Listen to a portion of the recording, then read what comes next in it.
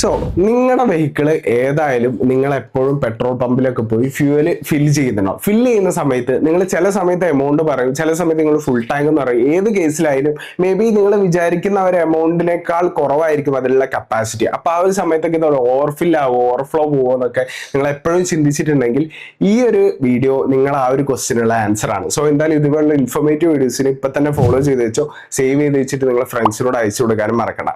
എങ്ങനെയാണെന്ന് ഞാൻ ഡീറ്റെയിൽ ആയിട്ട് പറഞ്ഞുതരാം. സോ അതായത് ഇവിടെ യൂസ് ചെയ്യുന്നത് ഫ്ലൂയിഡ് മെക്കാനിക്സിലെ വെഞ്ചൂറി എഫക്റ്റ് എന്ന് പറഞ്ഞിട്ടുള്ള ആ ഒരു മെത്തേഡാണ് ഇവിടെ വർക്കൗട്ട് ആവുന്നത്. നിങ്ങൾ ഫ്യൂവൽ ഫിൽ ചെയ്യാൻ വേണ്ടിയിട്ട് ആ ഒരു നോസിൽ നിങ്ങളെ പെട്രോൾ പമ്പിൽ നിന്ന് ടാങ്കിലേക്ക് ഇൻസേർട്ട് ചെയ്യുന്ന സമയത്ത് അവിടെ ഒരു വലിയ ഹോളിലാവും ഫ്യൂവൽ വരാനായിട്ട്. അതിന്റെ തൊട്ട് സൈഡിൽ തന്നെ ഒരു വെഞ്ചൂറി മീറ്ററിന്റെ ഒരു ചെറിയൊരു വെഞ്ചൂറി ഹോളും കൂടെ ഉണ്ടാവും.